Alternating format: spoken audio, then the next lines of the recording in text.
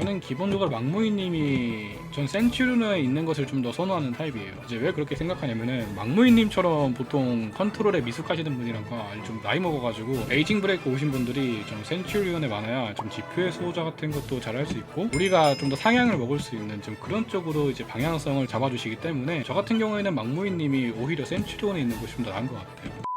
반격작 했는데도 졌어. 알고 보니까 10생강이었어. 근데 그거는 반격작에서 진 게 아니고요. 정확히는 막무이님이라서 진 것 같아요.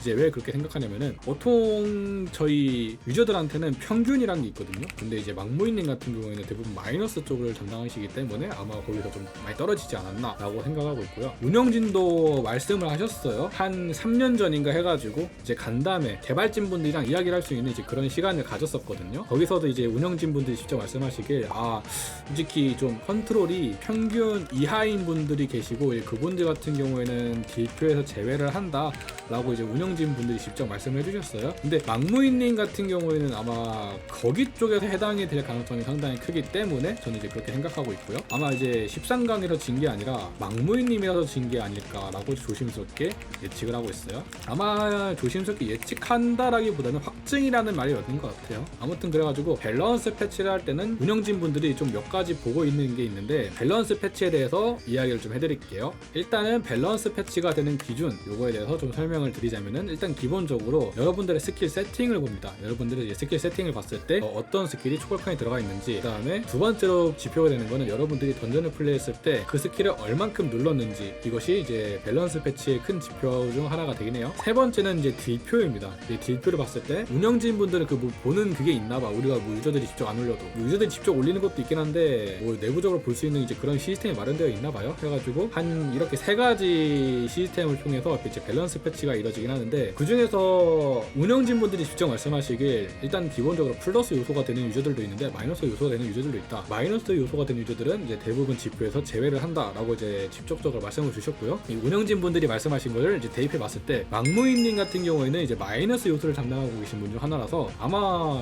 딜량에서 졌다, 딜량 싸움에서 졌다라고 하기에는 보통 센츄리온이 약해서 졌다 이것보다는 이제 막무이님에서 졌다라는 표현이 좀 더 올바른 표현인 것 같아요. 이것이 저에 대한 개인적인 철학이고요. 아무튼 여러 가지 요소가 있긴 한데 저는 개인적으로 막무이님이 엘소드를 하실 때 저는 기본적으로 저랑 같은 직업을 하셨으면 좋겠어요. 왜냐면은 저는 일단 기본적으로 플러스가 되는 요인이라 생각하고 있고요. 막무이님 같은 경우는 마이너스가 되는 요소라고 생각하고 있어요. 그렇기 때문에 기본적으로 이 마이너스가 되는 막무이님이 저를 뒷받침해 주셔야 어느 정도 밸런스 패치도 좀 나름 잘 받을 것 같기도 하고, 그 다음에 마이너스 요소가 있어야 제가 행복할 것 같아요. 그렇기 때문에 저랑 같은 직업 하시는 걸 추천드릴게요. 막무이님은 좋아요. 새벽 시간대 그냥 아주 순살 치킨 되도록 패는 것 같은데 영상 만들어가지고 더 패야겠다 그냥.